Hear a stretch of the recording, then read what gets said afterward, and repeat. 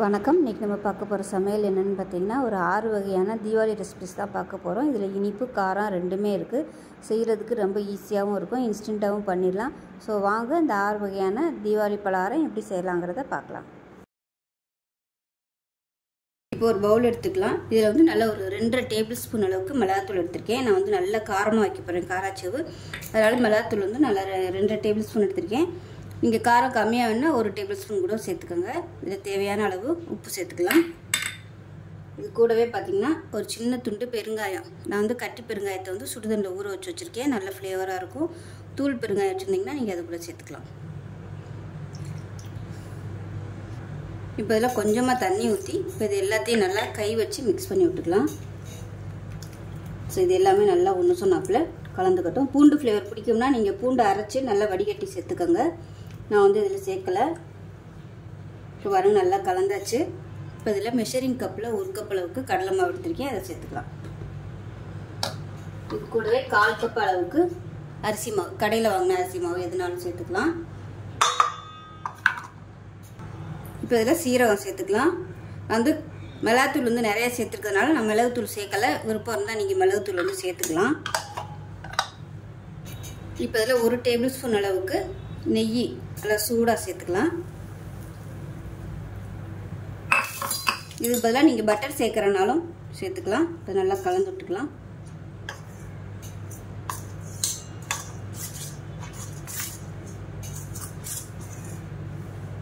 இப்போ கை வச்சு கலந்துக்கலாம்.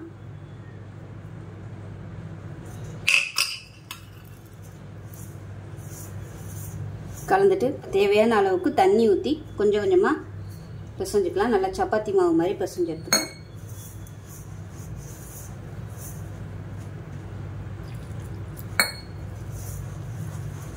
தண்ணி ரொம்ப இழுக்காது, ஏன்னா முதல்ல நம்ம கொஞ்சம் தண்ணி ஊற்றிருக்கோம்.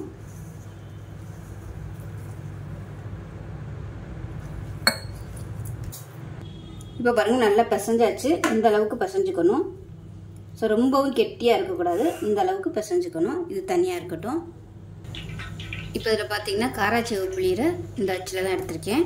அதில் மாவை நிரப்பிக்கலாம். பக்கத்தில் எண்ணெயும் நல்லா சூடாகிட்டு இருக்கு. இப்போ பாருங்கள் எண்ணெய் நல்லா சூடாயிடுச்சு. நம்ம வந்து புளிஞ்சு விட்டுக்கலாம்.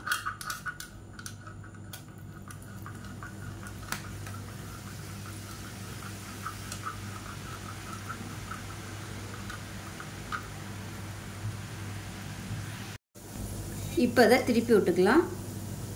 விட்டது ஒரு பக்கம் வெந்துருச்சு. இப்போ இது வந்து கரண்டியை வச்சு உடச்சி விட்டுக்கலாம்.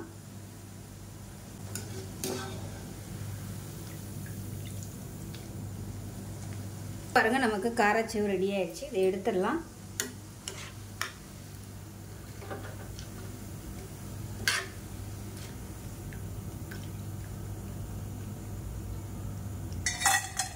இப்போ பாருங்கள் நல்லா மொறுமொறுன்னு காராச்சேவு ரெடி ஆயிடுச்சு. நல்லா கிறிஸ்பியாக சூப்பராக இருக்கும். டேஸ்ட்டு நல்லா காரசாரமாக இருக்கும். இது தயிர் சாதத்துக்குலாம் தொட்டு சாப்பிட்றதுக்கு அருமையாக இருக்கும். ஸோ இதே மாதிரியே செஞ்சு பாருங்கள். செஞ்சு பார்த்துட்டு எப்படி வந்துச்சுங்கிறத சொல்லுங்கள். வீடியோ பிடிச்சினா லைக் பண்ணுங்கள், கமெண்ட் பண்ணுங்கள், சேனலை சப்ஸ்கிரைப் பண்ணுங்கள், பக்கத்தில் பெல் பட்டனை ப்ரெஸ் பண்ணுங்கள். நன்றி. பார்த்தீங்கன்னா மெஷரிங் கப்பில் 1 கப் அளவுக்கு கடலை மாவு எடுத்திருக்கேன். கடலை மாவு வந்து நல்லா சளிச்சிட்டு ஒரு பவுலில் சேர்த்துக்கலாம். இப்போ அதே மெஷரிங் கப்பில் 1 கப் அளவுக்கு ரீஃபைண்ட் ஆயில் சேர்த்து கலந்துக்கலாம். கட்டி இல்லாமல் கரைச்சி கலந்து வச்சுக்கலாம். இப்போ ஒரு பவுல் எடுத்துக்கலாம். இதில் மெஷரிங் கப்பில் 1 கப் அளவுக்கு ரீஃபைண்ட் ஆயில் சேர்த்துக்கலாம். மொத்தம் வந்து 3 கப் அளவுக்கு நம்ம நெய்யோ இல்லை எண்ணெய் சேர்க்கணும். நான் வந்து 1 கப் அளவுக்கு கரைச்சி வச்சுருக்கேன் கடலை மாவில். மீதி 2 கப்புக்கு உங்களோட விருப்பம் தான். நீங்கள் நெய் ஃபுல்லாக சேர்க்குறனாலும் சேர்த்துக்கலாம். அப்படி இல்லைன்னா நெய்யும் எண்ணெயும் கலந்து சேர்த்துக்கலாம். நான் வந்து 1 கப் அளவுக்கு நெய் சேர்க்குறேன். இப்போ இது வந்து 3/4 கப் அளவுக்கு இருக்குது.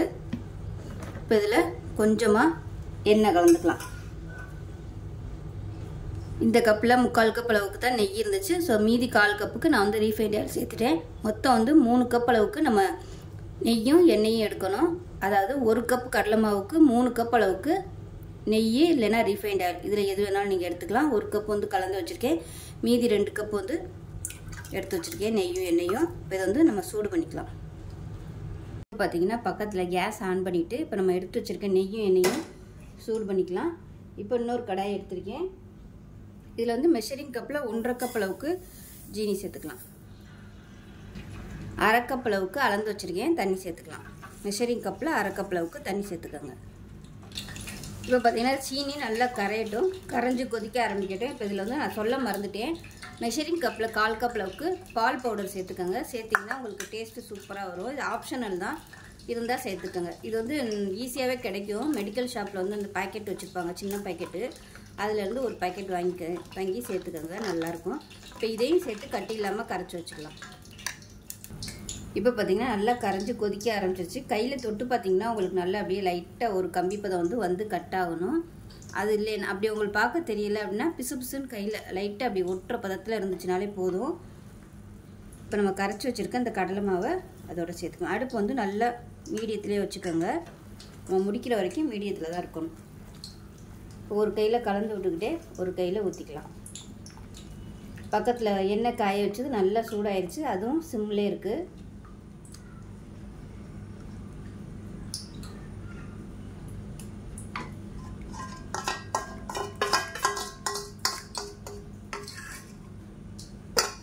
நல்லா கைவிடாமல் கிளறிட்டே இருக்கலாம்.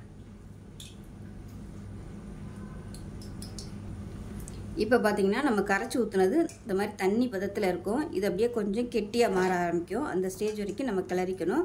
அதுக்கப்புறமா தான் நம்ம நெய் வந்து ஊற்ற ஆரம்பிக்கணும்.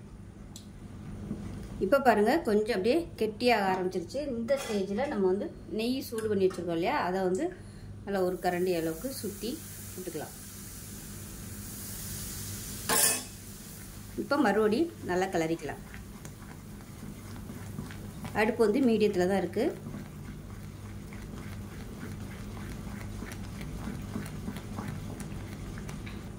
இப்போ நம்ம ஊற்றின எண்ணெய் வந்து ஃபுல்லாக உள்ளே இழுத்துருச்சு. இப்போ மறுபடியும் ஒரு 2 கரண்டி சேர்த்துக்கலாம். இப்போ மறுபடியும் கிளறிக்கலாம். இப்போ எண்ணெய் எல்லாமே உள்ளே இழுத்துருச்சு. இப்போ மறுபடியும் ஒரு 2 கரண்டி எண்ணெய் சேர்த்துக்கலாம். எண்ணெய் வந்து சூடாகவே இருக்கணும். நல்லா சூடாயிருச்சுன்னா அப்படியே குறைச்சி வச்சுக்கோங்க, அப்படியே சூட்டிலே இருக்கட்டும். இப்போ மறுபடியும் ஒரு 2 கரண்டி எண்ணெய் ஊற்றிக்கலாம்.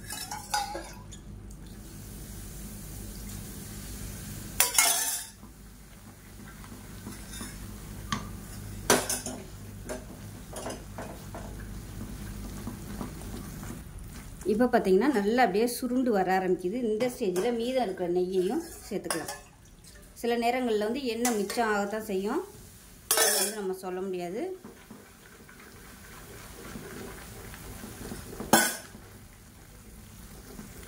இப்போ பாருங்கள் நம்ம ஊற்றின எண்ணெயெல்லாம் அப்படியே வெளியே கக்க ஆரம்பிச்சிருச்சு. இந்த ஸ்டேஜில் எண்ணெய் வந்து தடவி வச்சுருக்கேன் ட்ரேயில், அப்படியே டக்குன்னு எடுத்து ஊற்றிடணும்.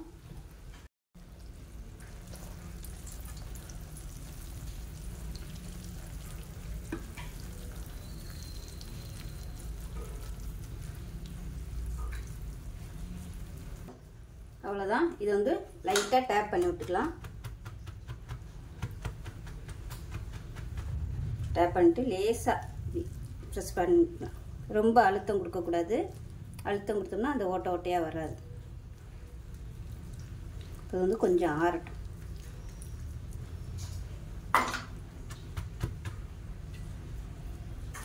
இப்போ பாருங்கள் மைசூர் பாக்கு ஆறுனதுக்கப்புறம் இது மாதிரி எடுத்து வச்சுட்டேன். ஸோ எடுத்த வீடியோ வந்து கட் ஆயிடுச்சு. மைசூர் பாக்கு சூப்பராக ரெடி ஆயிடுச்சு. இது பார்க்கத்தான் ஹார்டாக இருக்கும், ஆனால் வாயில் போட்டதும் அப்படியே கரையும். நல்லா பொதுன்னு சூப்பராக இருக்குது. நான் வந்து இன்றைக்கி 2 கப் அளவுக்கு நெய்யும் எண்ணெயும் எடுத்திருக்கேன். நீங்கள் வேணும்னா நீங்கள் 1.5 கப்பாக கூட குறைச்சிக்கலாம், உங்களோட விருப்பம் தான். ஸோ அருமையான மைசூர் பாக்கு இதே மாதிரியே செஞ்சு பாருங்கள். செஞ்சு பார்த்துட்டு எப்படி இருந்துச்சுங்கிறத சொல்லுங்கள். வீடியோ பிடிச்சினா லைக் பண்ணுங்கள், கமெண்ட் பண்ணுங்கள், சேனலை சப்ஸ்கிரைப் பண்ணுங்கள், பக்கத்தில் உள்ள பெல் பட்டனையும் ப்ரெஸ் பண்ணுங்கள். நன்றி. ரவா லட்டு எப்படி செய்யலாங்கிறத பார்க்கலாம். இப்போ ஒரு கடாய் எடுத்துக்கலாம். இதில் வந்து ஒரு 2 ஸ்பூன் அளவுக்கு நெய் விட்டுக்கலாம்.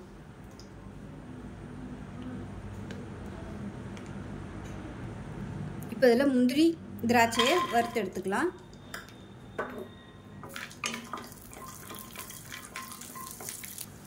இப்போ முந்திரி திராட்சை நல்லா வறுபட்டுருச்சு. இதை வேறு பிளேட்டுக்கு மாற்றிக்கலாம்.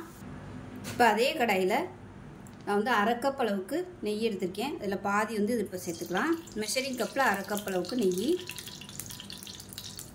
இதில் பாதி மட்டும் சேர்த்துருக்கேன். இப்போ இதில் 2 கப் அளவுக்கு ரவை சேர்த்துக்கலாம். மெஷரிங் கப்பில் 2 கப் அளவு எடுத்திருக்கேன். இப்போ அதை வந்து நல்லா வறுத்துக்கணும். கலர் மாறாத அளவுக்கு வறுத்து எடுத்துக்கணும். அதாவது ரொம்ப கருகக்கூடாது. ஸோ லைட்டாக அப்படியே ப்ரௌன் கலரில் வர மாதிரி பொன்னிறமாக வந்ததும் எடுத்துக்கலாம். அந்த அளவுக்கு நல்லா வறுக்கணும். நல்ல மணம் வரும். அடுப்பு லோ ஃப்ளேமில் வச்சுட்டு நல்லா வறுத்துக்கலாம். இப்போ ரவை நல்லா வறுபட்டுருக்கு. மெஷரிங் கப்பில் 1 கப் அளவுக்கு துருவின தேங்காய் சேர்த்துக்கலாம். இப்போ இதையும் சேர்த்து ரவையோட வறுத்துக்கலாம். இப்போ நல்லா வறுபட்டுருச்சு. இதை வேறு பிளேட்டுக்கு மாற்றிக்கலாம். இப்போ ஒரு கடாயை எடுத்துக்கலாம். இதில் பார்த்தீங்கன்னா 1.5 கப் அளவுக்கு ஜீனி சேர்த்துக்கலாம். இப்போ இதில் 1/2 கப் அளவுக்கு தண்ணி சேர்த்துக்கலாம். நான் வந்து மெஷரிங் கப்பில் எடுத்திருக்கேன். மெஷரிங் கப்பில் 1.5 கப் அளவுக்கு ஜீனி, 1/2 கப் அளவுக்கு தண்ணி. இப்போ பார்த்தீங்கன்னா ஜீனி நல்லா கொதிச்சு பிசுபிசுப்பு பதம் வரணும். அதாவது ஒரு கம்பி பதம் வர்றதுக்கு கொஞ்சம் முன்னாடி, ரொம்ப கம்பி பதம் வரக்கூடாது. கையில் தொட்டிங்கன்னா உங்களுக்கு நல்லா பிசுக்கு பிசுக்குன்னு ஒட்டணும். அதே சமயம் அந்த லைட்டாக அந்த கம்பி வந்து கட் ஆகணும். அந்த மாதிரி இருக்கணும். இப்போ அந்த ஸ்டேஜ் வந்துருச்சு. இப்போ நம்ம வறுத்து வச்சுருக்க இந்த ரவையை கொஞ்சம் கொஞ்சமாக அதில் சேர்த்துக்கலாம். இப்போ இதை சேர்த்துட்டு நல்லா கிளறி விட்டுக்கலாம். அடுப்பு வந்து நல்லா குறைச்சே இருக்கட்டும். இப்போ இதிலே வந்து கொஞ்சம் வேக்காடு ரவை வந்து நல்லா வேகணும். ரவையும் தேங்காயும்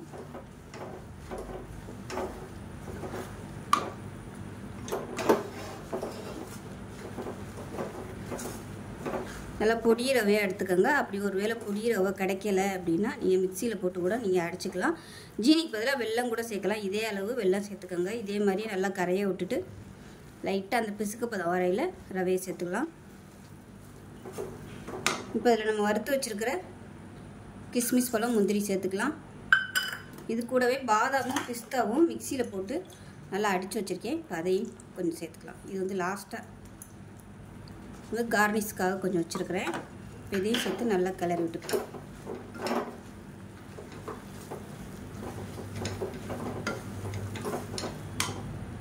இப்போ இதில் கொஞ்சமாக ஏலக்காய் தூள் சேர்த்துக்கலாம்.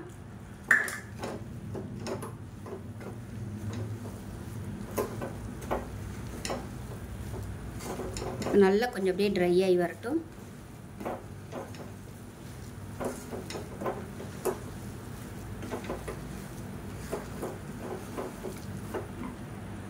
இப்போ பாருங்கள் நல்லா ட்ரை ஆயிடுச்சு. இப்போ அமர்த்திடலாம். இதுக்கு இது கொஞ்சம் ஆறட்டும். கை பொறுக்கிற அளவு சூடு வரட்டும். இதை வேறு பிளேட்டுக்கு மாற்றிக்கலாம். கடாயிலே இருந்துச்சுன்னா ரொம்ப ஹார்டாயிரும். வேறு பிளேட்டுக்கு மாற்றிக்கலாம். இப்போ பார்த்திங்கன்னா நல்லா ஆறிடுச்சு. லேசான வெது வெதுன்னு சூடு இருக்குது. இப்போ இதுக்கு மேலாப்பில் ஒரு 2 டீஸ்பூன் அளவுக்கு நெய் விட்டுக்கோங்க. விட்டுட்டு இப்போ இது எல்லாத்தையும் நல்லா பிசைஞ்சிட்டு கை பொறுக்கிற அளவு சூடு வரணும். இப்போ இதுக்கு மேலே கார்னிஷ்க்கு இந்த பாதாம் பிஸ்தா வந்து சேர்த்துக்கலாம். சேர்த்துட்டு கையில் வந்து நெய் தடவிக்கோங்க. இல்லைன்னா உங்களுக்கு ரவை வந்து கையில் ஒட்டும். இப்போ எல்லாத்தையுமே நல்லா பிசைஞ்சு விட்டுட்டு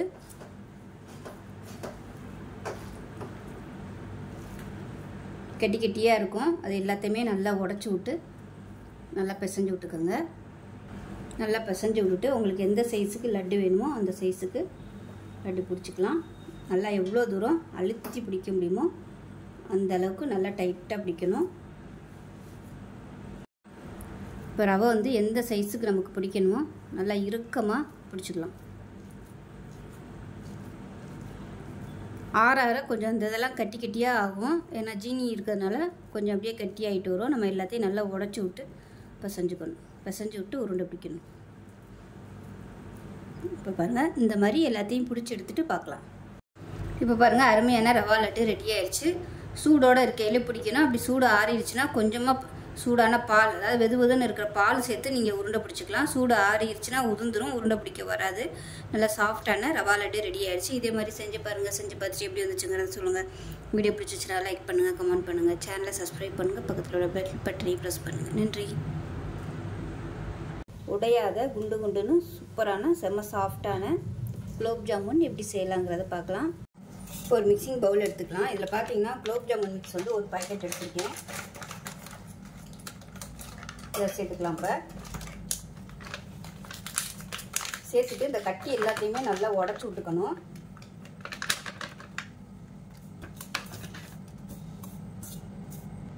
இப்போ இதில் ஒரு 2 டீஸ்பூன் அளவுக்கு நெய் சேர்த்துக்கலாம். நல்லா வாசனையாக இருக்கும். இது கூடவே ஒரு 1/4 டம்ளர் அளவுக்கு பால், காய்ச்சி ஆற வச்ச பால் சேர்த்துக்கலாம். ஃபஸ்ட்டு இதை மிக்ஸ் பண்ணி விட்டுட்டு காய்ச்சி ஆற வச்ச பால் வந்து சேர்த்துக்கலாம். இப்போ மாவு பிசையும் போது விரல்களை வச்சு மட்டும்தான் பிசையணும். ரொம்ப அழுத்தியெல்லாம் பிசையக்கூடாது.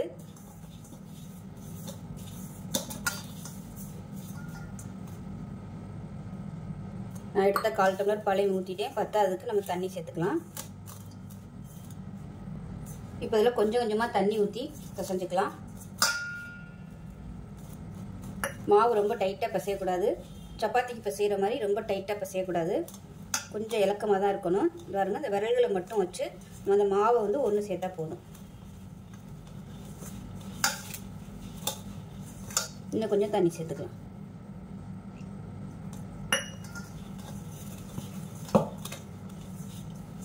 ஸோ இலக்கமாக இருந்துச்சுன்னா தான் குலோப் ஜாமுன் வந்து நல்லா சாஃப்டாக இருக்கும். இப்போ பாருங்கள், எல்லா மாவும் நல்லா ஒன்று சேர்ந்துருச்சு. இது வந்து அப்படியே விட்டுடலாம். விட்டுட்டு நல்லா ஒரு 10 நிமிஷம் வந்து ஊறட்டும். ஊறும்போது மாவு நல்லா அப்படியே பொங்கி வரும். அதுக்கப்புறமும் நம்ம கை வச்சு அழுத்தி பிசையக்கூடாது. அந்த சாஃப்ட்னஸ் வந்து போயிடும். இதை வந்து அப்படியே மூடி வச்சிடலாம். மூடி வச்சுட்டு நல்லா ஊறட்டும். இப்போ பாருங்கள், மாவு நல்லா ஒரு 5 நிமிஷத்துக்கு மேலே ஊறிடுச்சு. இப்போ நம்ம எடுத்துடலாம். எடுத்துட்டு மாவு பிசையக்கூடாது. மேலாப்பில் இருந்து மட்டும்தான் எடுக்கணும். கையில் லைட்டாக எண்ணெய் தடவிக்கோங்க. நல்லா எண்ணெய் தடவிட்டு உங்களுக்கு எந்த சைஸுக்கு உருண்டை தேவைப்படுதோ அந்த சைஸுக்கு எடுத்துட்டு கையில் வந்து சாஃப்டாக உருட்டணும். இப்படி லைட்டாக இப்படி அழுத்தம் கொடுத்துட்டு இப்படி உருட்டினீங்கன்னா நல்லா வெடிப்பு இல்லாமல் உருண்டை வரும். இப்படி உங்களுக்கு வெடிப்பு வர மாதிரி இருந்துச்சுன்னா கையில் வந்து எண்ணெய் தடவிக்கணும். குறைஞ்சது ஒரு நிமிஷம் இல்லை 2 நிமிஷமாவது நல்லா உருட்டினீங்கன்னா தான் உங்களுக்கு வெடிப்பு வராது. அதே சமயம் ரொம்ப அழுத்தமாக உருட்டக்கூடாது. அப்படியே சாஃப்டாக மெதுவாக உருட்டணும். இப்போ பார்த்தீங்கன்னா பாருங்கள், வெடிப்பே இல்லாமல் சூப்பராக ரெடி ஆயிடுச்சு. இந்த மாதிரி எல்லாத்தையும் உருட்டிட்டு பார்க்கலாம். இப்போ பார்த்தீங்கன்னா வடைச்சட்டியில் எண்ணெய் ஊற்றி வச்சுருக்கேன். எல்லாத்தையுமே உருட்டி எடுத்துட்டேன். இப்போ நம்ம வந்து இது நான் மொத்தமாக உருட்டிட்டேன். இப்போ எண்ணெயில் போடும்போது கையில் லேசாக எண்ணெய் தொட்டு மறுபடியும் லேசாக உருட்டிட்டு சேர்த்துக்கோங்க. ஏன்னா இது வந்து லைட்டாக காஞ்சிருக்கும். இப்படியே போட்டோம்னா வெடிப்பு வந்துடும். அதனால் கையில் வந்து லேசாக எண்ணெய் தடவி உருட்டி போட்டுக்கலாம். எண்ணெய் வந்து மிதமான சூட்டில் தான் இருக்கணும். ரொம்ப சூடாக இருக்கக்கூடாது. இப்போ பாருங்கள், எண்ணெய் லேசாக சூடாக ஆரம்பிச்சிருச்சு. இந்த ஸ்டேஜில் திருப்பி கையில் வந்து எண்ணெய் தடவிட்டு மெதுவாக அந்த மாதிரி உருட்டிட்டு சேர்த்துக்கோங்க. அப்போ தான் உங்களுக்கு வந்து வெடிப்பே இல்லாமல் நல்லா வரும். இப்போ எந்த அளவுக்கு எண்ணெய் தடவி நம்ம உருட்டுறோமோ அந்த அளவுக்கு வெடிப்பு வராமல் இருக்கும். ஒரு தடவை உருட்டிட்டு சேர்த்துக்கோங்க. இப்போ பாருங்கள், மெதுவாக எல்லாத்தையும் ஒன்று நாப்பில் திருப்பி விட்டுக்கலாம். நல்லா எல்லா சைடும் ஒரே கலராக வர்ற மாதிரி திருப்பி விட்டுக்கலாம். இப்போ இது எல்லாமே நல்லா ஃப்ரை ஆயிடுச்சு. எடுத்துடலாம். இப்போ ஒரு பேன் எடுத்துக்கலாம். மெஷரிங் கப்பில் 1 கப் அளவுக்கு ஜீனி சேர்த்துக்கலாம். இப்போ 3/4 கப் அளவுக்கு தண்ணி சேர்த்துக்கலாம் மெஷரிங் கப்பில். இப்போ கேஸ் ஆன் பண்ணிவிட்டு தண்ணி நல்லா கரையட்டும். சிரப் வந்து உங்களோட விருப்பம் தான், எவ்வளோ வேணாலும் நீங்கள் வச்சுக்கலாம். இப்போ பாருங்கள், சிரப்பு நல்லா கொதிச்சிருச்சு. இப்போ வந்து அமர்த்திடலாம். கம்பி பதம்லாம் வரணும்னு அவசியம் இல்லை. லைட்டாக அந்த சிரப்பை தொட்டு பார்த்தீங்கன்னா உங்களுக்கு பிசுக்குத்தன்மை இருக்கணும். இப்போ லேசாக எசன்ஸ் சேர்த்துக்கலாம். ரோஸ் எசன்ஸு இது ஆப்ஷனல் தான். இதில் குங்குமப்பூ சேர்க்கறனாலும் சேர்த்துக்கலாம், ஏலக்காய் சேர்க்கறனாலும் சேர்த்துக்கலாம். உங்களோட விருப்பம் தான். இப்போ பொரிச்ச உருண்டை எல்லாத்தையுமே ஒரு பெரிய ஒரு பெரிய பவுலில் வந்து சேர்த்துருக்கேன். இப்போ நம்ம வச்சுருக்க இந்த சிரப்பை வந்து இது மேலே அப்படியே ஊற்றிக்கலாம். இந்த மாதிரி அகலமான பாத்திரம் எடுத்துக்கோங்க ஊற வைக்கிறதுக்கு. அப்போ தான் அது ஊறி கொஞ்சம் பெருசாக வரும். அப்போ கரெக்டாக இருக்கும். இது வந்து இப்படியே ஊறட்டும். நல்லா ஒரு 3 மணி நேரம் கழித்து பார்க்கலாம். இப்போ குலாப் ஜாமுன் எப்படி இருக்குன்னு பார்க்கலாம். நல்லா ஊறிடுச்சு. 2-3 மணி நேரம் ஆயிடுச்சு. பாருங்கள், நல்லா சூப்பராக வந்துடுச்சு. அப்பப்போ நல்லா மேலே இங்கேயும் நல்லா பரட்டி விட்டுக்கலாம். பாருங்கள், அருமையான குலோப் ஜாமுன் உடையாமல் சூப்பராக ரெடி ஆயிடுச்சு. இதுக்கு மேலாப்பில் வந்து விருப்பப்பட்டால் நீங்கள் வந்து பாதாம் பிஸ்தா கூட நறுக்கிட்டு சேர்த்துக்கலாம். நான் இதுக்கு மேலே பாதாம் வந்து மேலே தூவி விடுறேன். சூப்பரான குலோப் ஜாமுன் ரெடி ஆயிடுச்சு. இதே மாதிரி செஞ்சு பாருங்கள். செஞ்சு பார்த்துட்டு எப்படி வந்துச்சுங்கிறத சொல்லுங்கள். வீடியோ பிடிச்சிச்சுன்னா லைக் பண்ணுங்கள், கமெண்ட் பண்ணுங்கள், சேனல் சப்ஸ்கிரைப் பண்ணுங்கள், பக்கத்தில் பெல் பட்டனையும் ப்ரெஸ் பண்ணுங்கள். நன்றி. 200 கிராம் அளவுக்கு உளுந்து எடுத்து நல்லா 2 மணி நேரம் ஊற வச்சுருக்கேன். மெஷரிங் கப்பில் 3/4 கப்பு அளவுக்கு வரும். இப்போ நல்லா ஊறிடுச்சு. இதை கிரைண்டரில் போட்டு நம்ம வடைக்கு எப்படி ஆட்டுவோமோ நல்லா கெட்டியாக மாவு பொங்க பொங்க அரைச்சி எடுத்துகிட்டு பார்க்கலாம். இப்போ பார்த்தீங்கன்னா மாவு நல்லா அரைச்சி எடுத்துகிட்டு வந்துட்டேன். இப்போ எந்த கப்பில் எடுத்தோமோ அதே கப்பில் 1/4 கப் அளவுக்கு அரிசி மாவு சேர்த்துக்கலாம். 1/2 கப் அளவுக்கு கார்ன்ஃப்ளவர் மாவு சேர்த்துக்கலாம். இது கூடவே ஃபுட் கலர் வந்து சேர்த்துக்கலாம். கலருக்காக நான் வந்து லெமன் எல்லோ கலரும் ரெட் கலரும் எடுத்திருக்கேன். 2 கலரும் சேர்த்தோம்னா தான் நல்ல ஒரு ஆரஞ்சு கலர் கிடைக்கும். அதனால் இந்த கலர் எடுத்திருக்கேன். இதை சேர்த்துக்கலாம். இந்த அளவுக்கு சேர்த்திங்கன்னா போதும். இப்போ இதை வந்து நல்லா மிக்ஸ் பண்ணிக்கலாம். நல்லா எல்லாமே நல்லா ஒன்று சேர்கிற மாதிரி மிக்ஸ் பண்ணி எடுத்துக்கலாம். இப்போ பார்த்தீங்கன்னா மாவு நல்லா கலந்துட்டேன். விஸ்கு வச்சு நல்லா அடித்து கலந்துக்கங்க. அப்போ தான் மாவு வந்து நல்லா ஒன்று சொன்னாப்புல கலக்கும். இப்போ இந்த மாவு வந்து ஒரு பைப்பிங் பேக்கில் சேர்த்துக்கலாம். இல்லைன்னா நீங்கள் பால் கவர் கூட எடுத்துக்கோங்க.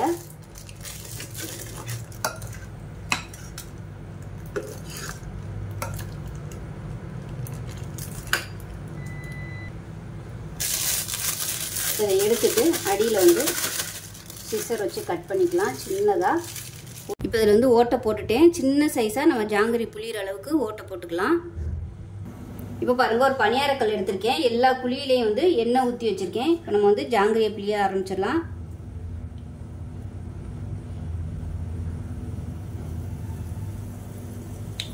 அடுப்பு வந்து புளியும் போது நல்லா குறைச்சி வச்சுக்கோங்க. இந்த மெத்தடில் பண்ணும்போது புதுசாக பண்ணுறவங்க கூட ஈஸியாக பண்ணிடலாம். ரொம்ப ஈஸியாக பண்ணலாம். ஸோ எனக்கு பனியாரக்குழி வந்து நல்லா பெருசாக இருக்கிறதுனால நான் இந்த சைஸுக்கு இது பண்ணுறேன். சின்ன சைஸாக இருந்தால் அதுக்கேற்ற மாதிரி புளிஞ்சு விட்டுக்கோங்க. இப்போ பாருங்கள், புளிஞ்சு விட்டு 1 நிமிஷம் ஆயிடுச்சு. இப்போ நம்ம திருப்பி விட்டுக்கலாம்.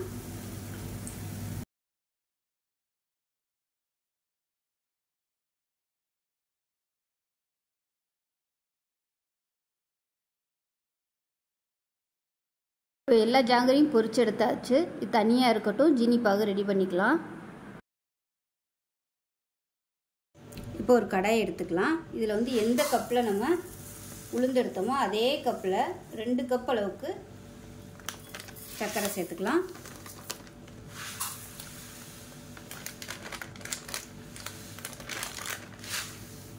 இப்போ 2 கப்பு சர்க்கரைக்கு 1 கப்பு தண்ணி ஊற்றிக்கலாம்.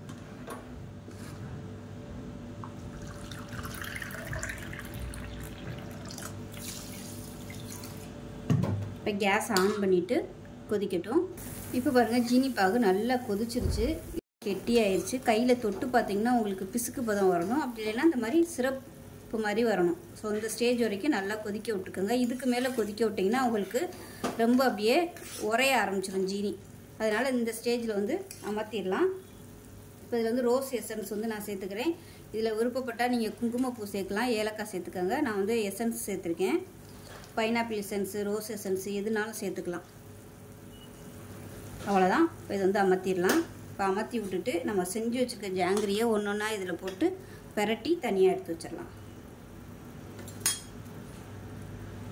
இந்த பாகு சூட்டிலே போட்டிங்கன்னா தான் உங்களுக்கு நல்லா அப்படியே இழுத்துக்கிறோம். இந்த ரோஸ் எசன்ஸ் சேர்க்கையில் உங்களுக்கு பேக்கரியில் சாப்பிட்ற அதே டேஸ்ட் வந்து கிடைக்கும். ஒரு 2 செகண்ட் அந்த பாகில் அப்படியே எங்கிட்ட அங்கிட்டும் பெரட்டி விட்டுவிட்டு நம்ம எடுத்து தனியாக ட்ரேயில் மாற்றிடலாம். இப்போ இதே பாகில் எல்லாத்தையும் போட்டு இதே மாதிரி தனியாக எடுத்து வச்சுக்கலாம். நல்லா பெரட்டி விட்டுருங்க. அந்த பாகு வந்து எல்லாமே நல்லா அப்சர்வ் பண்ணுற மாதிரி 2 செகண்ட் விட்டிங்கனாலே போதும்.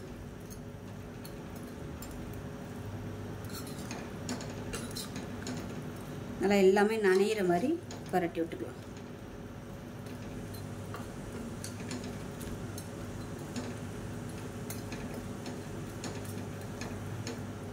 அவ்வளோதான். இப்போ இது எல்லாத்தையுமே எடுத்து ஒரு ட்ரேயில் மாற்றிக்கலாம்.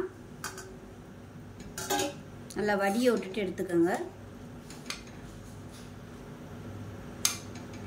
அவ்வளோதான், நமக்கு சூப்பரான ஜாங்கிரி ரெடி ஆயிடுச்சு. இந்த பாகு வந்து சூட்டோடையே போட்டோம்னா தான் நல்லாயிருக்கும்.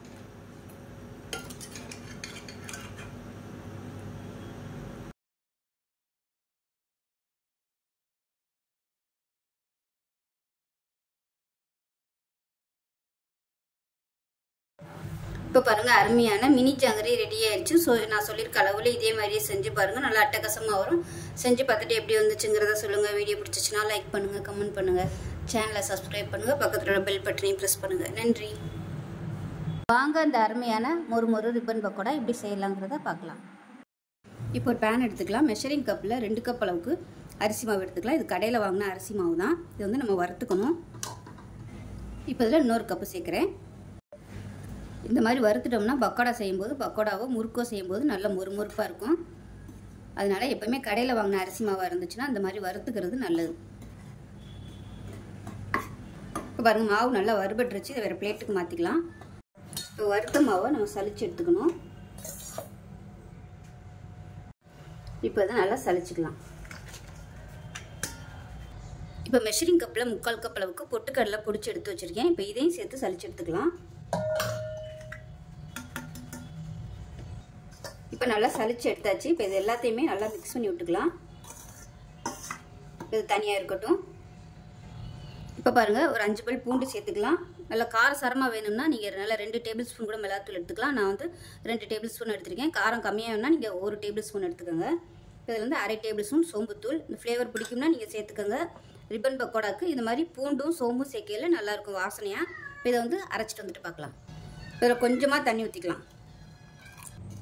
இப்போ நம்ம அரைச்சதை வடிகட்டிக்கலாம். நல்லா கொஞ்சமாக தண்ணி ஊற்றி நல்லா அரைச்சிக்கோங்க.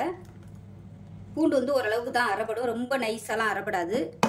ஸோ எவ்வளோ தூரம் அரைப்படுமோ அந்தளவுக்கு அரைச்சிக்கோங்க. இதை நல்லா வடிகட்டிக்கலாம். இப்போ நல்லா வடிச்சாச்சு. இப்போ இதில் ஒரு 1/4 டேபிள் ஸ்பூன் உப்பு சேர்த்துக்கலாம். இது கூடவே நல்ல ஒரு 1/4 டேபிள் ஸ்பூன் அளவுக்கு மஞ்சள் சேர்த்துக்கலாம். நல்லா ஒரு 1/2 டேபிள் ஸ்பூன் அளவுக்கு கருப்பு எள்ளு சேர்த்துக்கலாம். இது எல்லாத்தையுமே நல்லா மிக்ஸ் பண்ணிக்கலாம். இப்போ இதில் நெய் சேர்த்துக்கலாம். நான் வந்து ஒரு 3 டேபிள் ஸ்பூன் அளவுக்கு நெய் உருக்கி வச்சுருக்கேன். இப்போ இந்த நெய்யை இதில் சேர்த்துக்கலாம். சேர்த்துட்டு ஃபஸ்ட்டு நல்லா எல்லாத்தையுமே ஒன்று சேர கலந்து விட்டுக்கலாம். ஸோ நெய் இல்லைன்னா வெண்ணெய், அப்படி இல்லைன்னா எண்ணெய் கூட நீங்கள் சூடு பண்ணி சேர்த்துக்கோங்க. நெய் சேர்த்திங்கன்னா நல்லா பொறுன்னு வரும், நல்ல வாசனையாகவும் இருக்கும்.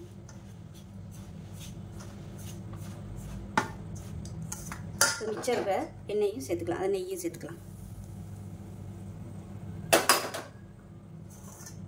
ஃபஸ்ட்டு கரண்டியை வச்சு கலந்து விட்டுட்டு அதுக்கப்புறமா கை வச்சு நல்லா மிக்ஸ் பண்ணி விட்டுக்கலாம்.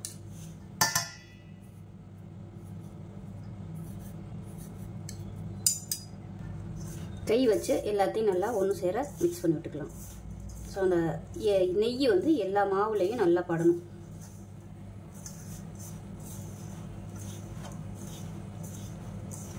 ஸோ நல்லா கலந்து விட்டுட்டு நீங்கள் மாவு வந்து அழுத்தி பிடிச்சிங்கன்னா இந்த மாதிரி பிடிக்க வரணும். உதுத்து விட்டிங்கன்னா உதுந்துடணும். இந்த பக்குவத்தில் இருந்துச்சுன்னா உங்களுக்கு ரிப்பன் பக்கோடா நல்லா மொறுன்னு சூப்பராக வரும், கடுக்குன்னு இல்லாமல். இப்போ எல்லாமே நல்லா கலந்தாச்சு. இப்போ இதில் தண்ணி சேர்த்துக்கலாம். கொஞ்சம் கொஞ்சமாக தண்ணி சேர்த்துட்டு நல்லா ஒரு சப்பாத்தி மாவு மாதிரி நல்லா சாஃப்டாக பசஞ்சிட்டு பார்க்கலாம். இப்போ இதில் ஒரு 1/4 டேபிள் ஸ்பூன் பெருங்காயம் சேர்த்துக்கலாம். பெருங்காயம் சேர்த்திங்கன்னா நல்ல ஃப்ளேவராக இருக்கும், கட்டாயம் சேர்த்துக்கோங்க. இப்போ பாருங்கள் மாவு நல்லா சாஃப்டாக பசஞ்சாச்சு. இந்த அளவுக்கு நல்லா சாஃப்டாக இருக்கணும். ஸோ ரொம்ப ஹார்டாக இருந்துச்சுனாலும் புளியறதுக்கு வந்து கஷ்டமாக இருக்கும்.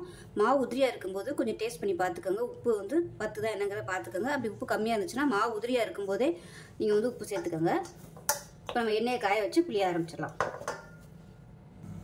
இப்போ வந்து ரிப்பன் பக்கோடா புளியர் அச்சு வந்து எடுத்திருக்கேன். இப்போ நம்ம மாவை நிரப்பிக்கலாம்.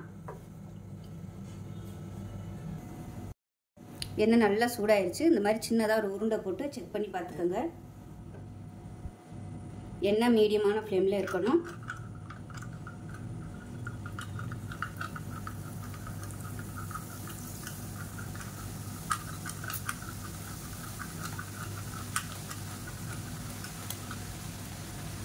புளிஞ்சு விட்டோடனே திருப்ப வேணாம், கொஞ்சம் நேரம் ஆகட்டும். இப்போ தான் திருப்பி விட்டுக்கலாம்.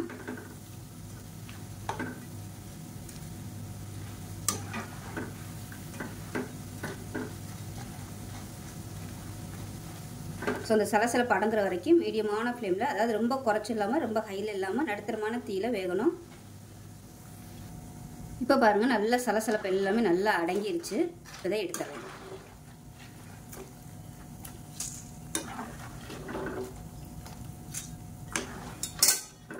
நல்லா முறுமுறுன்னு பக்கோடா ரெடி ஆயிடுச்சு. ஓலை பக்கோடா இல்லை ரிப்பன் பக்கோடா எப்படினாலும் வச்சுக்கலாம்.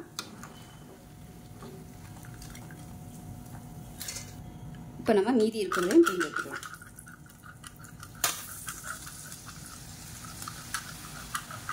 பாருங்க, புளிஞ்ச உடனே எதுவுமே தெரியாது. ஆனால் வெந்துருச்சுன்னா நல்லா அப்படியே தெளிவாக தெரிஞ்சிடும், பபிள்ஸ்லாம் அடங்கிடும். அதுக்கப்புறமா நம்ம எடுத்துடலாம். இப்போ பாருங்கள், எல்லாமே சுட்டு எடுத்தாச்சு. நல்லா முறுமுறுன்னு சூப்பராக இருக்கும். நல்லா வாயில் போட்டதுமே கரையிற மாதிரி அவ்வளோ அருமையாக இருக்கும். இதே மெத்தடில் செஞ்சு பாருங்கள். செஞ்சு பார்த்துட்டு எப்படி வந்துச்சுங்கிறத சொல்லுங்கள். வீடியோ பிடிச்சுன்னா லைக் பண்ணுங்கள், கமெண்ட் பண்ணுங்கள், சேனலை சப்ஸ்கிரைப் பண்ணுங்கள், பக்கத்தில் உள்ள பெல் பட்டனை ப்ரெஸ் பண்ணுங்கள். நன்றி.